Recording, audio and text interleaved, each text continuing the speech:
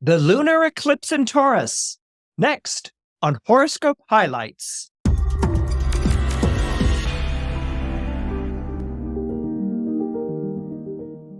Hello, my name is Christopher Renstrom, and I'm your weekly horoscope columnist here on Astrology Hub.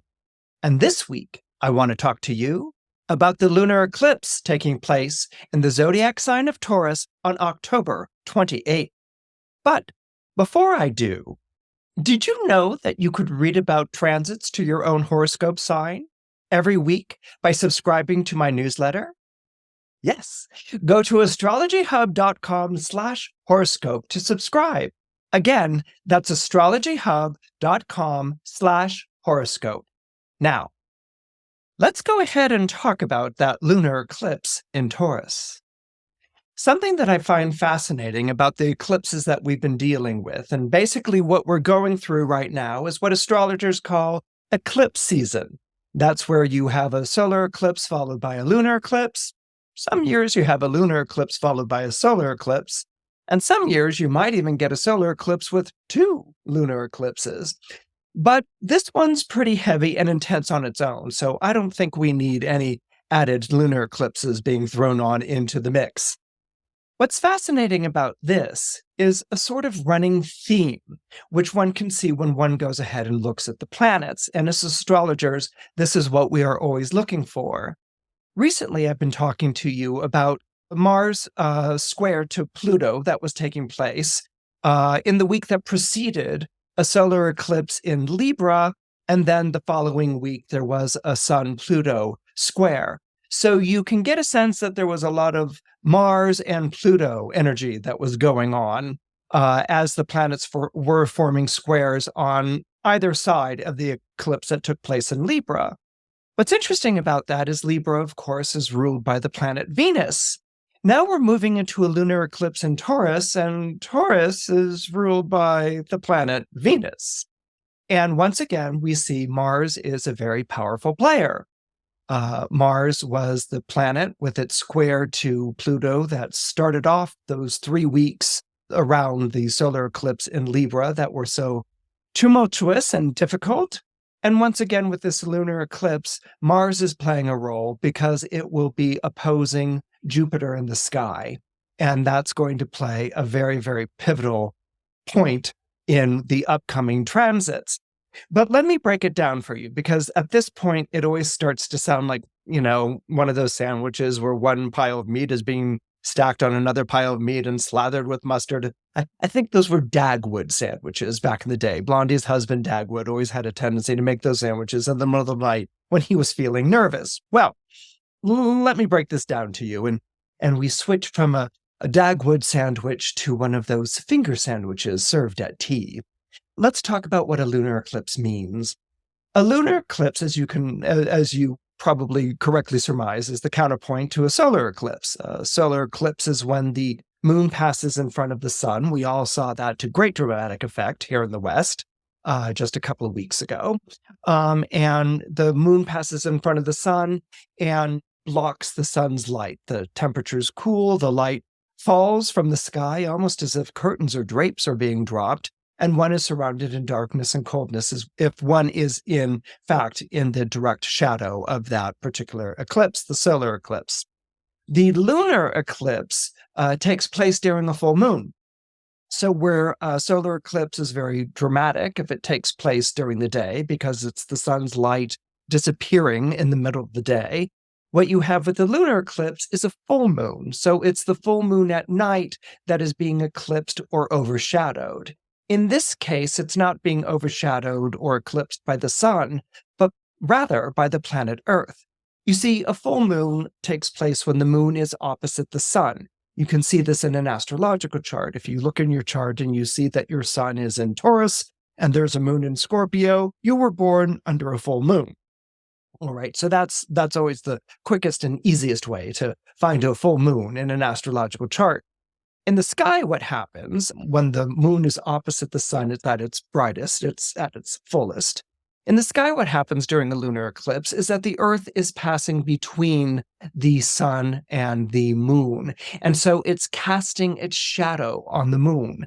This is why the moon begins to appear red or orange, sometimes even gold, during a lunar eclipse. It's kind of flaring up as the shadow of the planet Earth goes across it, and we are plunged into darkness in the middle of the night.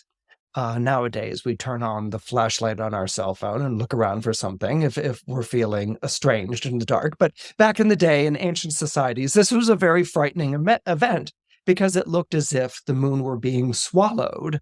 It looked as if the moon were being swallowed whole by a dragon. And that's essentially how it translated into astrology, with the moon being opposite the sun on the ecliptic, that being associated to the lunar nodes. And even in medieval woodcuts, you will see actual dragons swallowing the sun or swallowing the moon to symbolize either a solar eclipse or a lunar eclipse. So it was basically the light in the sky being swallowed whole and darkness pervading. And a lot of things came out of that. Eclipses carried with them a very dark and notorious energy. Evil things are going to happen because it's all gone dark.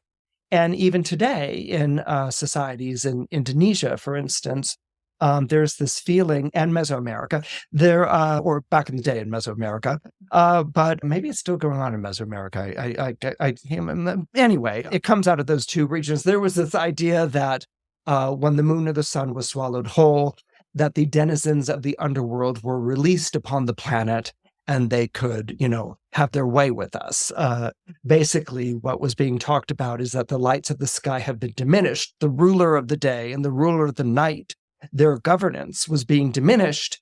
And because their governance was diminished, the underworld was free to come onto the surface and attack people, like in, I don't know, some sort of zombie apocalypse movie or something like that. That's why in the Indonesian nations, they will take out pots and pans and spoons, and they will bash them, and clank them, bang on them to make loud noises, and maybe even fire off fireworks. And this was to scare away the demons. They were like, oh no, fireworks, let's run back and hide. Okay. So this is why it was done, and no, I don't grab a pan and a spoon and start banging it during a lunar eclipse, although I've been tempted a couple of times.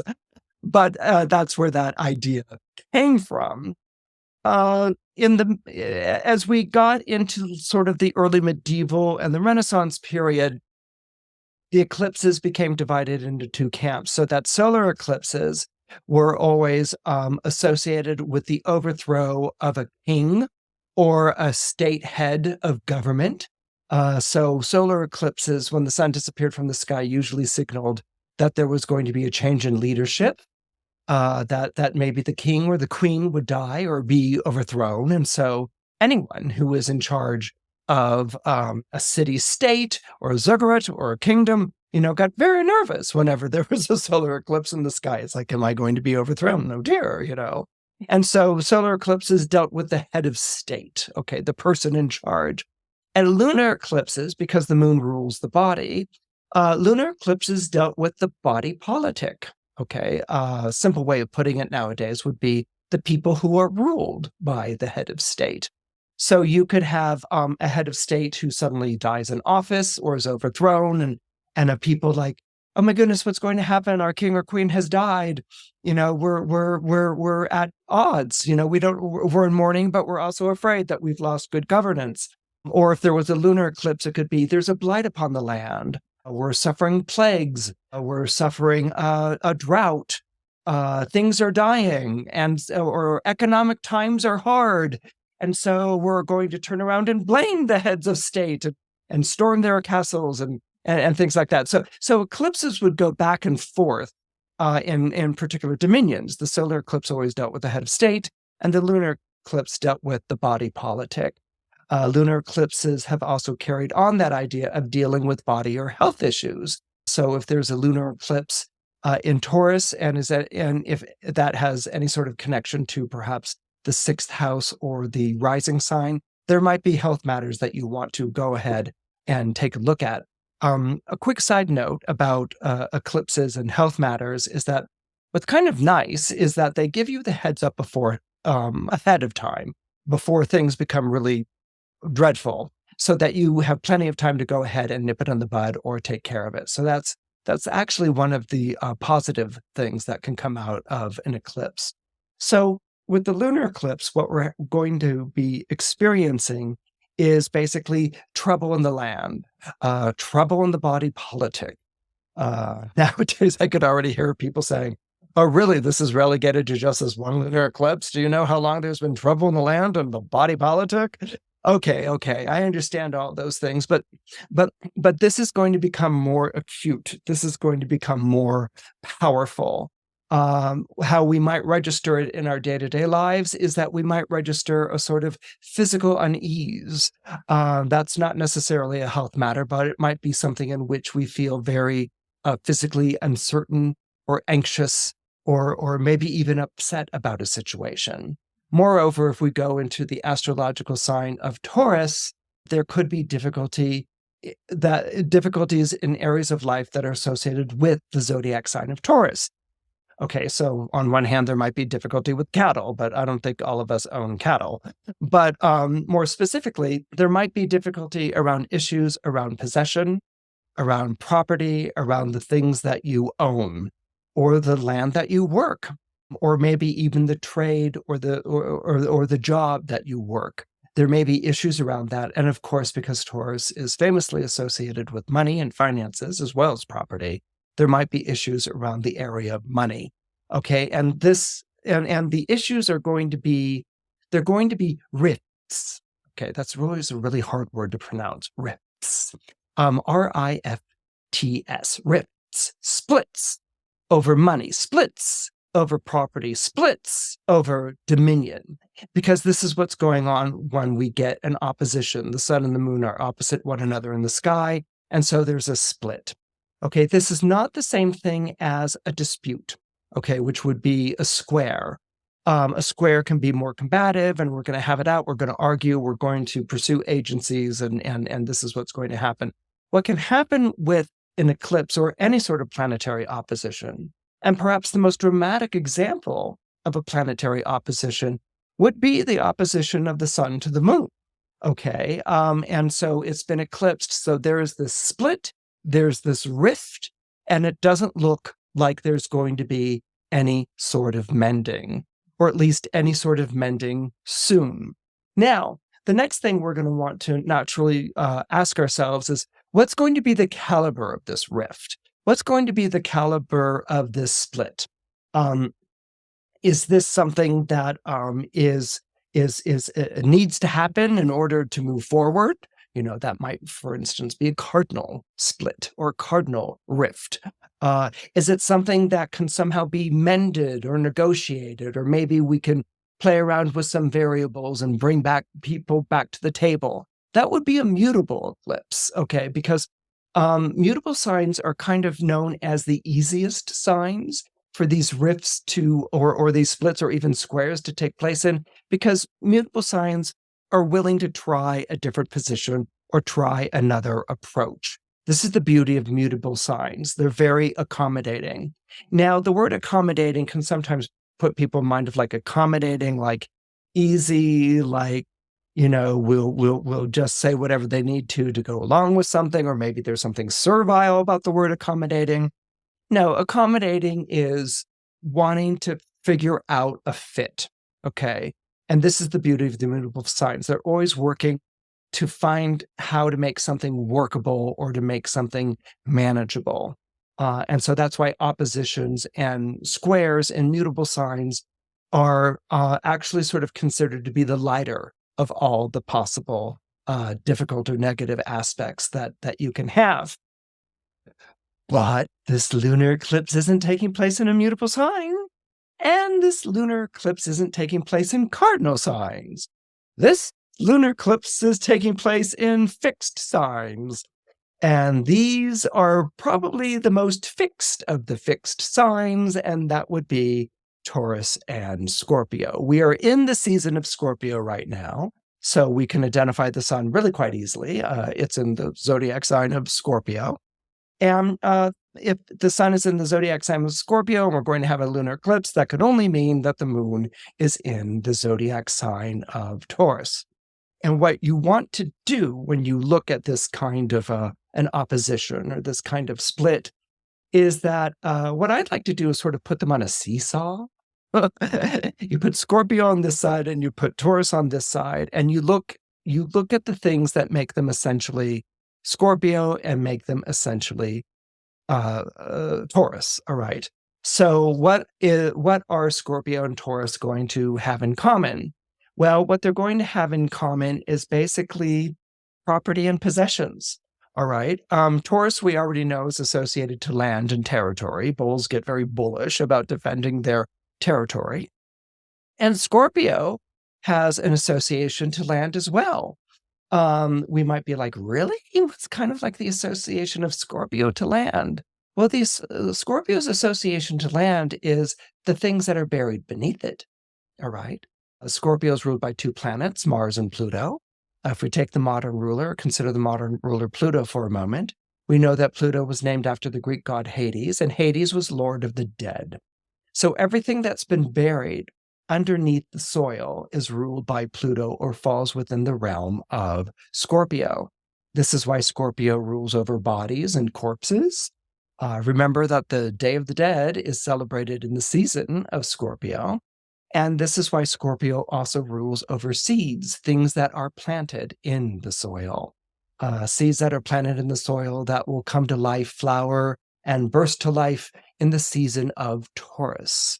Okay, so this relationship of maybe Taurus flowers, Scorpio seed, Taurus property and ground, turf, Scorpio, the things that lie beneath that ground and that turf, the things that might render it valuable or the things that might render it a waste. Okay, let's say you have ground that's just, I don't know, dust and sand. You've got dust and sand, and that might not be worth much. Okay, but let's say your ground or property is over oil or over a well of water, a spring of water. Well, suddenly it becomes quite valuable, becomes quite abundant. So there is a link between Scorpio and Taurus that's going on here. But then this is the rift. This is the split that's being brought about by the lunar eclipse in Taurus. Lunar eclipse in Taurus, meaning that it's the full moon in Taurus, the full moon in the zodiac sign of Taurus, that will be disappearing from view. Now, this lunar eclipse is more intense than usual. And the reason why it's more intense than usual is because on October 28th, Mars will be opposing Jupiter. Ever feel like you're navigating this vast universe alone? Imagine having a community that's on this cosmic journey with you, sharing insights, asking the big questions, being led by the world's top astrologers, and doing it all in rhythm with the lunar cycle for a consistency you can count on. From new moon ceremonies to mastery class teachings, we learn, grow, and explore together.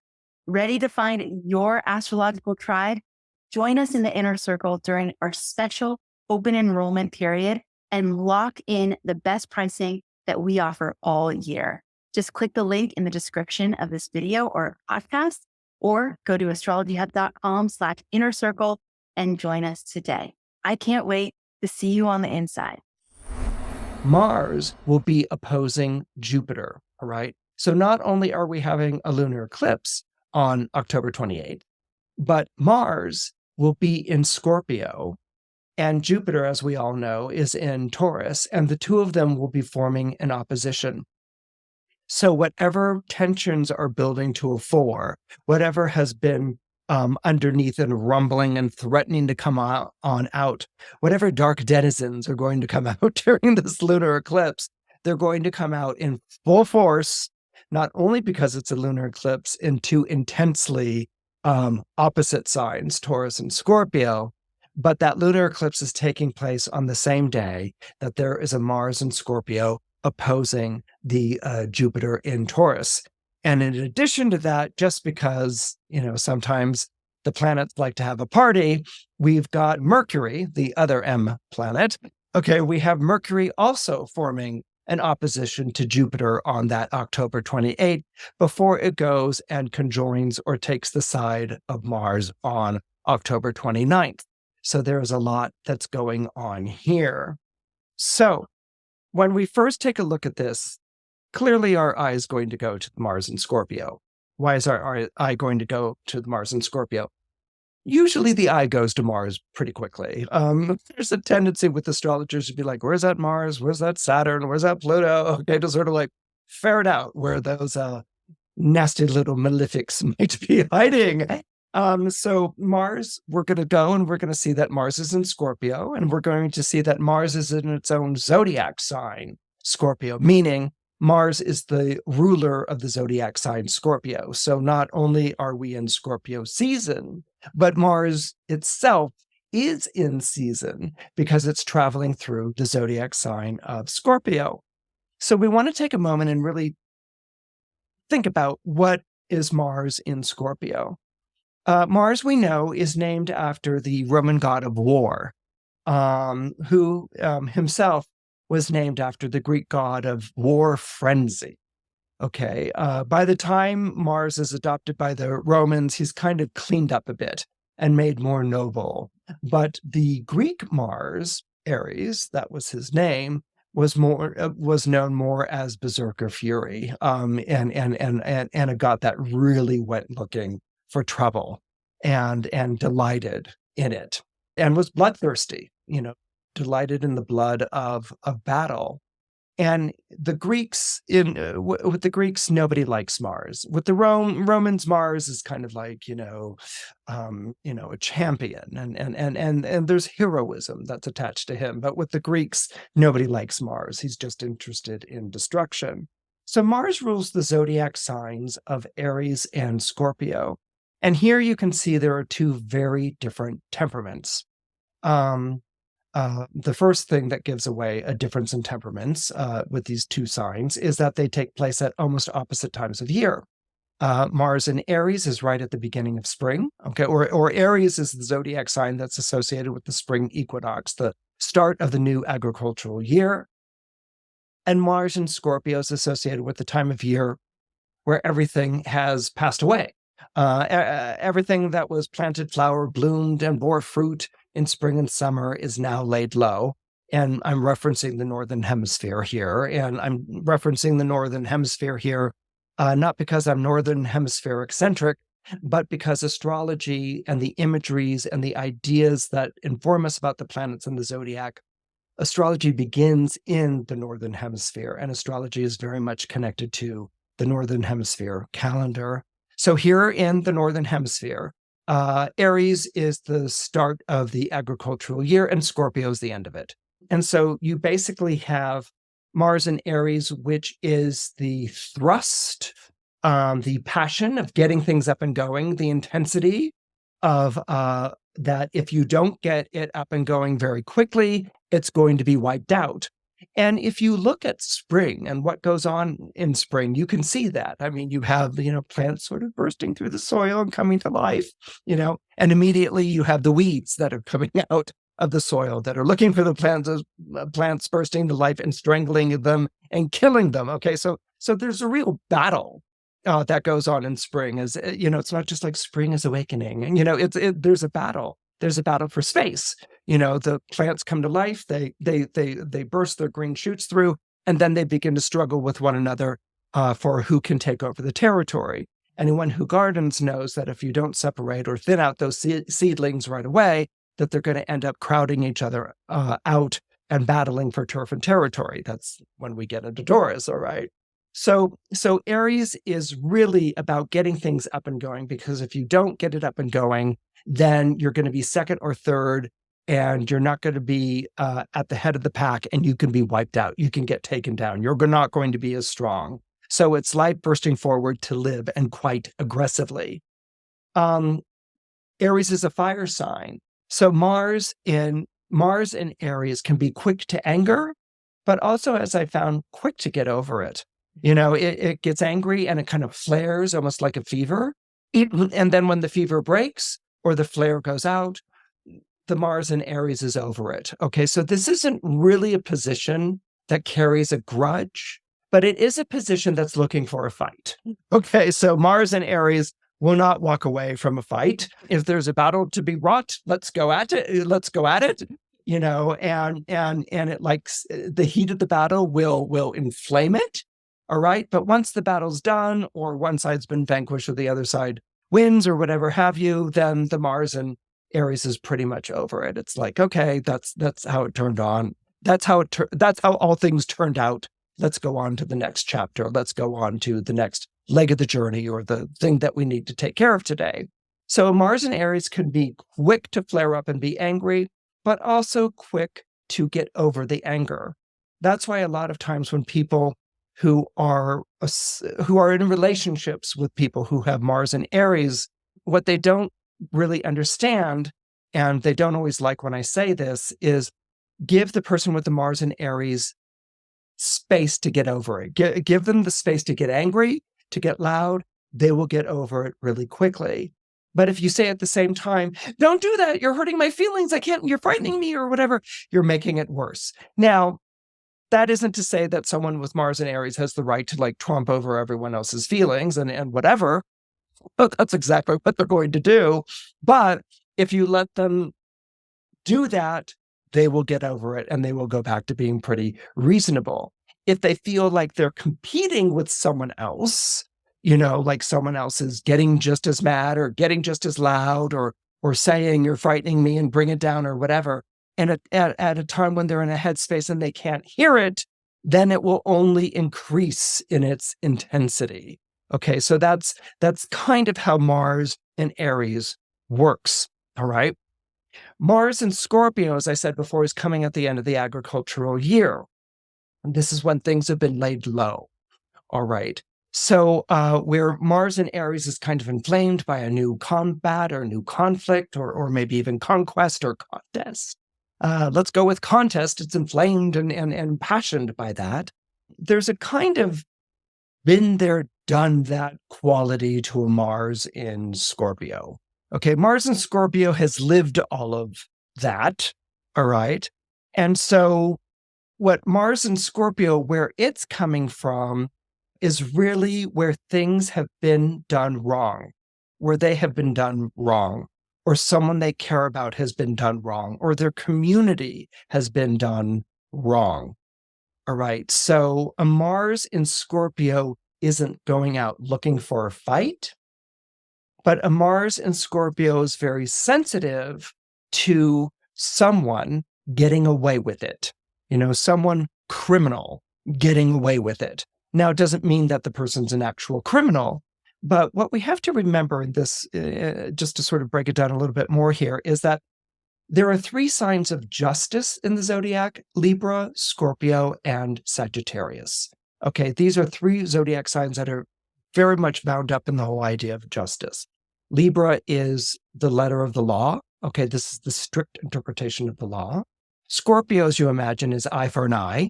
Okay, you hurt me, I'm going to hurt you worse. Okay. And then Sagittarius is the spirit of the law. Sagittarians love to interpret. Okay, and so Sagittarius will take a look at the law and say, this is too hard. This is too harsh. This is too parochial. This is too limiting. This is too punitive. Let's adopt the spirit of the law. We don't want bad things to happen, but let's show some clemency. Let's show some mercy. And this is something which Sagittarians have a tendency to bring to a situation.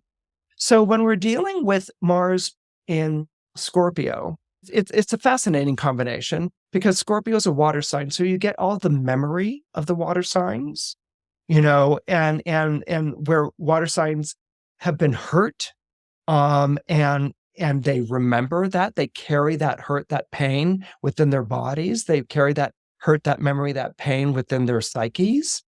Mars in Scorpio really carries that, and they don't forget, all right? And so any wrong that has been buried, any wrong that has been dismissed or sent out because it was inconvenient or ugly or just, we're not going to deal with that outrage right now, where other people might be like, but we stand for justice. You should deal with this outrage. No, we're not going to deal with that outrage right now. Where other people might be like, oh, I'm angry, but okay, I can't fight back. Mars in Scorpio is, I will fight back. I will never forget this. You are not going to get off the hook. Okay. A very extreme example of Mars in Scorpio is I think his name is Javert from Les Miserables, the one who tracks down Jean Valjean and just will not relent over what? I think it was eating a neighbor's apple or something like that, some sort of like Victor Hugo play on the Garden of Eden. But anyway, I think Jean Valjean's crime is having eaten an apple or something like that. And Javert is like, anyway, that's like a Mars in Scorpio. It will not get up. It will not give up. It is relentless in its pursuit because the insistence is nobody ever gets off the hook. Okay. And this is an insistence. So, if you have Mars in Scorpio, you might sort of relate to that feeling of not being able to give up or give in. Mars in Scorpio very much takes the Scorpio adage of never forget, never forgive. No, what is it? Never forgive, never forget. All right. And throws gasoline on that fire. But there will be a relentless pursuit of injustice. And if you're not relentlessly pursuing injustice, there's a definite, I'm not going to let anyone get away with it. And it doesn't matter what side of the battle you end up on. It's a Mars in Scorpio is, I'm not going to let this person get off the hook. I'm not going to let this person get away with it. There can be some dark tones to that, like Javert and Les Miserables, or there can be light tones in terms of, an insistence that someone answered to justice. Okay, that's going to be also very much connected with a Mars in Scorpio. So Mars in Scorpio always fights with life or death stakes. It's Plutonian infused because Pluto is the modern ruler. So whenever they fight, it's for life and death stakes. It's as if their life depends on it. And there's also this feeling that there's something to be angry about. Mars and Aries kind of will react to a fight. If there's a fight on the playground, Mars and Aries is like, oh, who's kicking whose butt? They're like over there in it, maybe even joining in the barroom brawl. Mars in Scorpio is more like, I have been wronged.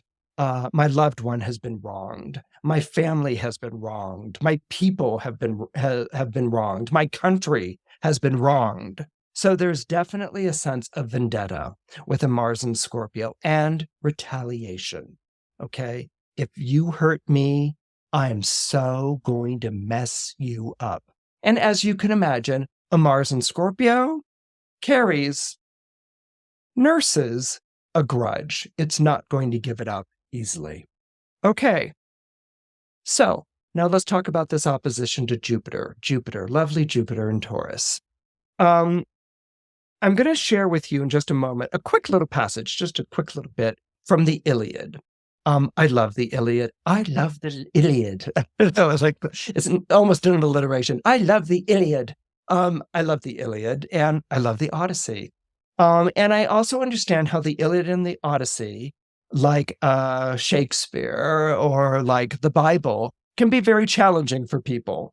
Like the Bible, for instance, the Iliad has endless rosters of names. Okay, there's the names of all the Achaeans who go and fight against Troy, and the Bible, there's someone begetting someone who's begetting someone who begot someone. It just like goes on endlessly. And those can be very challenging. And certainly Shakespeare's language can be a little challenging, to get through. But there's such precious gold in that text. Okay, and it's not like, and when I say precious gold in the text, it's not like discovering how to translate it like the Hammurabi Code or something like that. What it is that in the experience of the text, of reading the text, of really plunging into the text, it's very similar to astrology. It yields fruit. It yields resonance. It doesn't give us the answer, but it gives us an experience of something that's hard to describe outside of the text that you're reading or looking at. But one of the reasons why I love the Iliad when I talk about astrology is the Iliad is kind of like world wrestling, okay, with this battle that's going on between the gods that have sided with Troy and the gods that have sided with Greece. What's going on in the regular day-to-day lives of the Trojans and the Greeks or the Achaeans is not wrestling. It's life or death stakes, and people are getting killed and horrible things are happening. But for the gods, it's because they're immortal. They're not mortal. They can't really be hurt, although they get hurt a couple of times in the Iliad. This is like world wrestling. It's like, let's slam someone, let's, go against, and you can almost imagine the gods in their finery, like, jumping into the mat and taking each other down to the mat and pounding their heads and things like this. There is a moment in this world wrestling that's going on with the god. There's a moment where Ares, the god of war, has been wounded.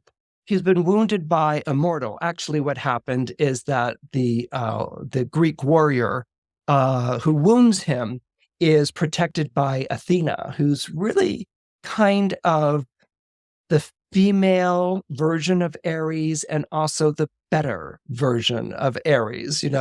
Athena wears armor and has a spear just like Ares, and she's a battle goddess like Ares.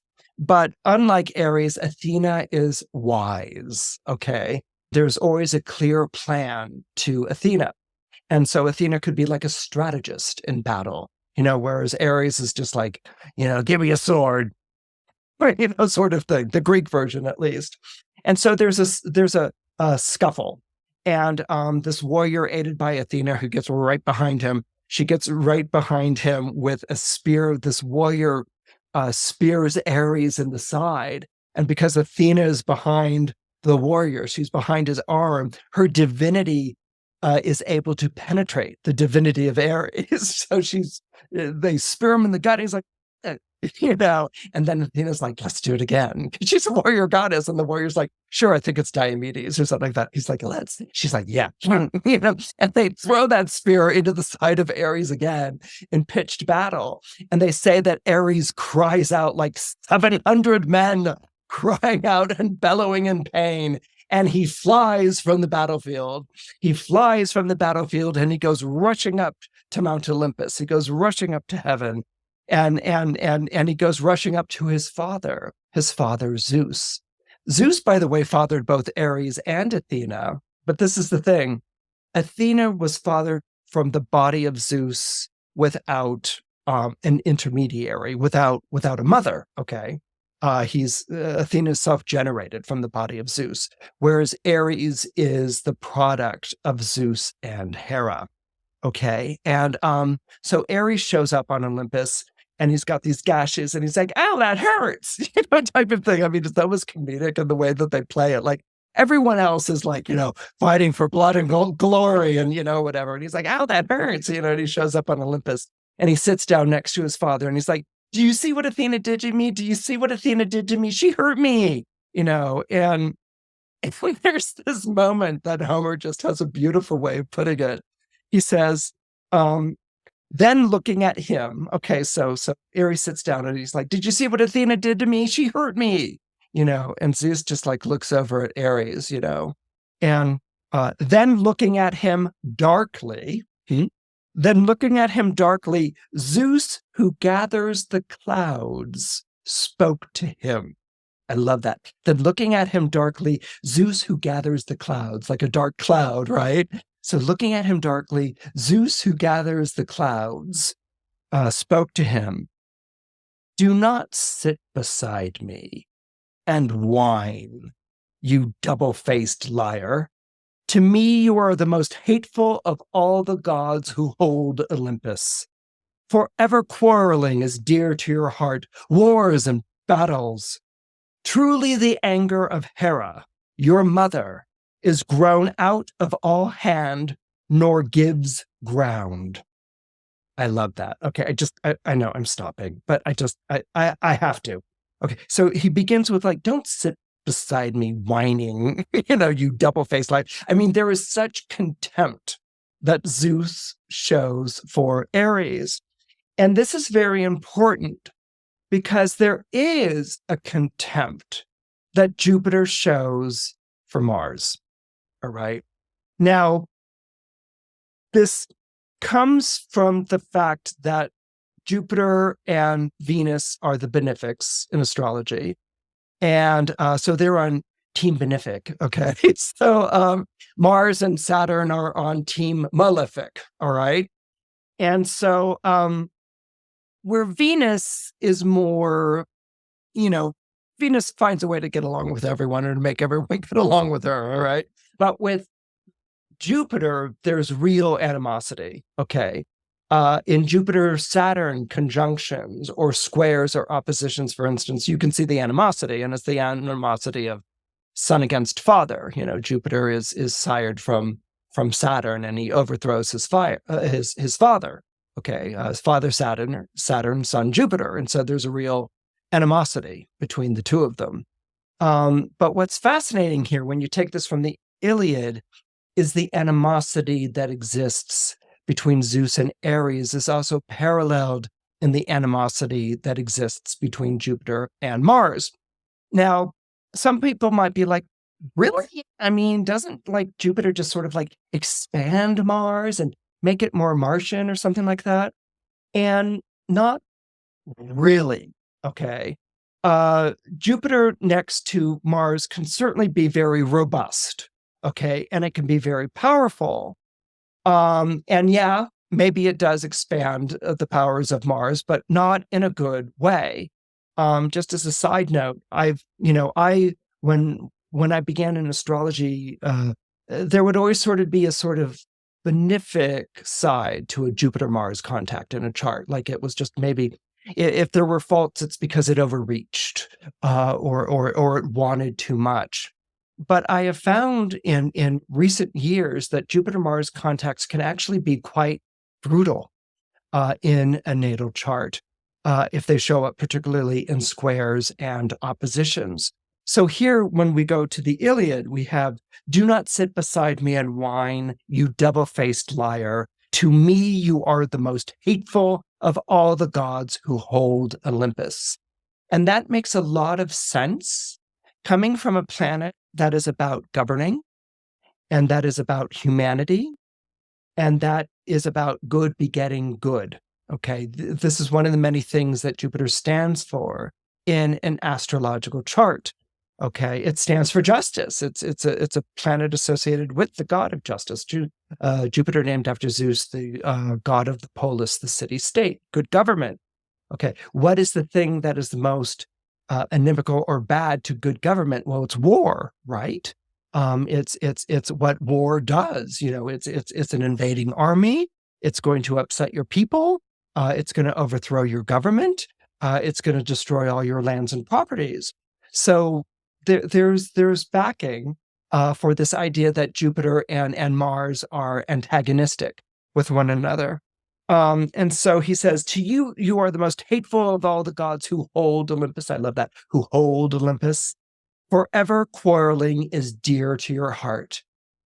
Jupiter is a planet named after a god that's associated to oaths, to treaties, to truces, to pledges, to agreements that hold back chaos or cacophony or catastrophe.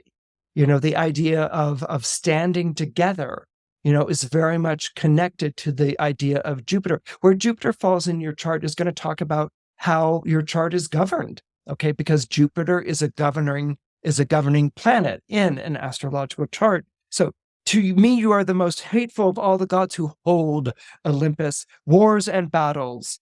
Forever quarreling is dear to your heart. Wars and battles. Truly the anger of Hera, your mother, is grown out of all hand, nor gives ground. I love that line. Okay. So what happens with so many parents who are at odds with themselves and who don't like their children? They blame it on the other parent. Okay. So Zeus, who is the father of Ares, is basically saying in this elaborate Greek, "You're your mother's child." He's saying, you came from your mother. Right? I had nothing to do with it. My shining example is Athena, goddess of wisdom, and you are this horrible, smelly, bloody god of war who just delights in distress and turbulence and trouble. Truly the anger of Hera, your mother, is grown out of all hand, nor gives ground. He's describing weeds, he's describing things that are not properly gardened or cultivated. The anger of Hera, your mother, is grown out of all hand. Okay, so think of a lawn that hasn't been kept, or a garden that hasn't been taken care of a land that hasn't been tilled.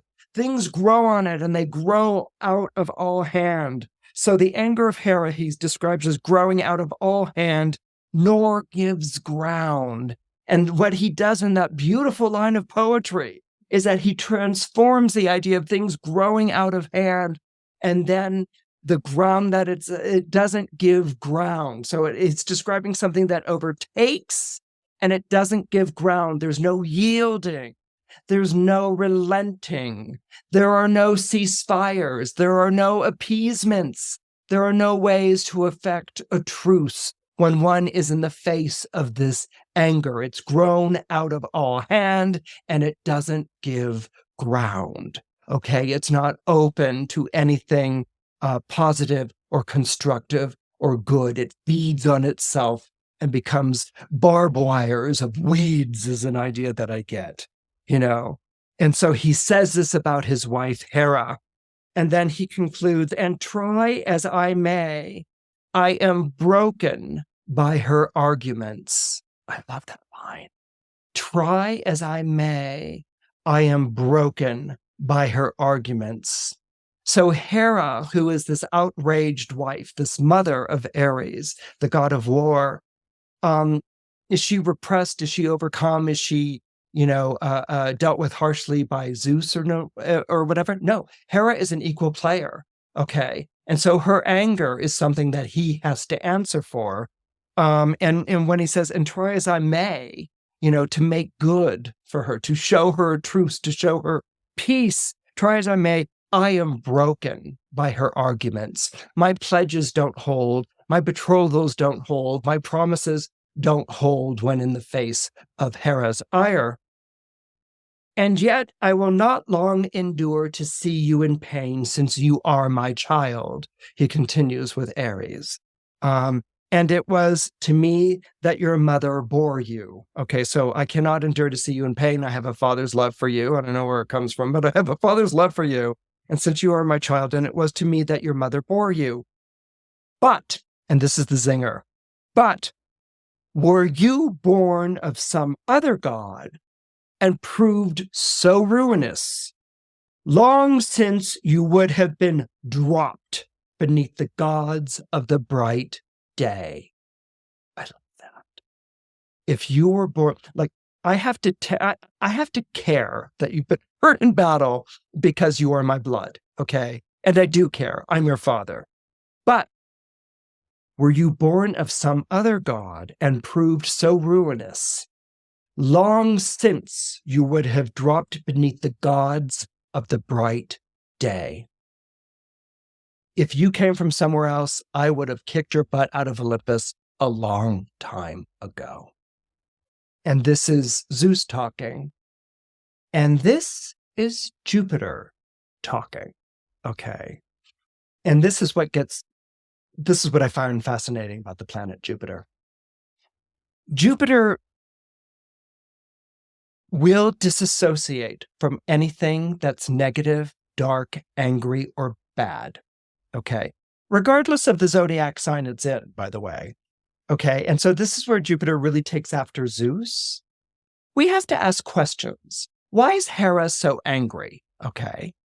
It's because Zeus is stooping any maiden goddess, Nereid, nymph, or whatever who comes along and betraying, his marriage to her. Zeus and Hera, by the way, are the god and goddess of marriage in Greece. That tells you what the attitude was about marriage in ancient Greece. And there's a whole long story I'll tell you another time. But why is Hera so angry? It's because of the infidelities. It's because of the humiliation. It's because of the way Zeus just waves it off like it's no big deal, or disguises himself as a swan or golden rain as he intrudes on his different romantic conquests. Okay, so there's that rage of having been cheated. okay, that your spouse is cheating on you. That enrages Hera. But another thing enrages Hera as well that I always found really, really fascinating. Okay, Hera is the goddess of marriage, but Hera is also the goddess of children, infants and children. And so imagine if you are married to someone who is begetting all of these children on all of these different women who, for the most part, some of them agree, some of them are seduced, some of them don't agree. Okay. And so, but Zeus is just spreading his seed around, he's making more populous his people. Go out into the world and multiply, your fruit, all right, is one of the original edicts of the Bible, go and be plentiful, have lots of children. And Zeus takes this, he's having lots of children. Well, Hera is not only being cheated, and that's often how she's portrayed, but Hera has a secondary function, which I think is actually a primary function. She gets angry at the women, that he seduces, but she also will defend and protect the women who have been harmed, raped, or the children who are brought up illegitimately. Okay, she is a patron goddess. She's the goddess that women who have been raped or wronged or beaten by their husbands, she's the one they pray to, and this doesn't get as much airplay in Greek mythology as some of the other attributes. So there's very good reason that Hera is angry at Zeus, who's just sort of like, I don't know, just slipped out of my toga. That's his casual relationship to his fertility. And so Hera is actually standing in for the anger of women who have been used and abused, anger of women who have been abandoned, who are raising children from people who are not providing child support or are even around. And so this is the very justifiable anger and fury of Hera that's coming out. And so, but what's important here? What's the takeaway here? Jupiter has a tendency to justify. Remember, Jupiter is named after a god of justice, all right? Jupiter has a tendency to justify its actions, okay? To wave away the parts that it doesn't like. You can see this with, and I love Sagittarius and Pisces. I love you guys, but you can see it with Sagittarians and Pisces. They'll just sort of wave away like an empirical, wave away. Oh, that's not of any importance. That's not a big deal. Okay. And Jupiter, if it's very strong in the chart, will have a tendency to wave away because there's an exceptionalism that can be built into Jupiter. I set the rules, but the rules don't apply to me. I'm good, and if you have too much Jupiter in a chart, there can be justification, self-righteousness, and a conviction that what you do is good. It's for the better good. I'm good. I don't do bad things. And you know what? If I do bad things, it's because I was forced to, right? If I do bad things, it's because I was forced to. If I cheat on you, it's because you weren't paying enough attention to me in the relationship. So I decided to go and just find someone who would pay attention to me in the relationship. I mean, it's a goofy example, or maybe not, but that's an example of Jupiter justification. Okay. And also this inherent Jupiterian exceptionalism. Yes, I will keep the laws, I will keep the treaties, but they don't apply to me. All right. And so this is what you see with this Mars-Jupiter opposition that's taking place. You can see in a vitriol of Mars, that Mars and Scorpio, that anger comes from a real place. The facts may be covered over, the bodies may be buried, but that blood, right? That blood insists on vengeance. It comes from the Furies. And so Mars and Scorpio has that furious tendency to it. And so Jupiter in Taurus is like, well, I had a right to take over this land or to take over this possession, or I was entitled to this, or I'm the one who took care of this. And so I have a right to this. And this is mine, type of thing. That could be very Jupiter and Taurus, right?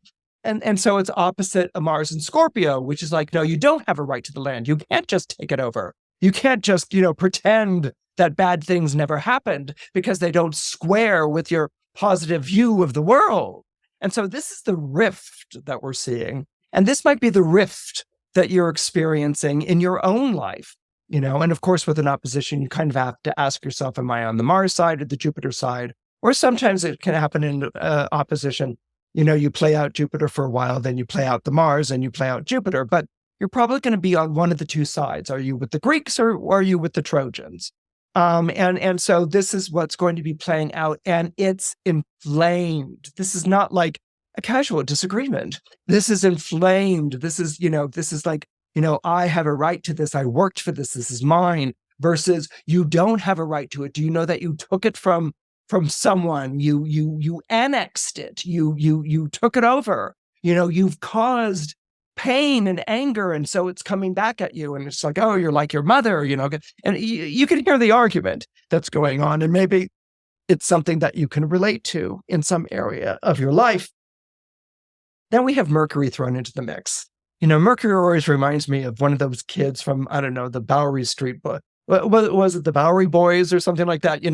Those 1930s films about who were like tough kids down in the Lower East Side, and hey, Frankie, and they're always getting into fights and scuffles and things like that. And, Mercury kind of reminds me of the smaller one, the little kid who hangs out with the bully, who's like, kick us, hit him harder. So you've got Mercury siding with Mars, and Mercury will always take the side of the planet it's next to. Okay, this is just how Mercury works in an astrological chart. And so Mercury next to Mars would be like, yes, injustices, yes, horrible things done. Yes, sometimes you have to break some eggs to make an omelet. Break them. So Mercury can take on a very provocative tone with its opposition to the Jupiter. And so then it conjoins Mars on the following day, and so that's going to become even more inciting to anger, like maybe telling stories or sending gifts or altered images on the internet or things like that. And anything to inflame, it could be the gossip, the rumor. I didn't tell you this about Paul, but this can be Mercury when it's riled up, and definitely when it's near a Mars, if there's gasoline that's being thrown on the fire, Mercury's running around and grabbing the sticks and the things that can be thrown onto it as well. And it doesn't bring out the best side of Mercury, but, that's kind of what Mercury does in a configuration like this.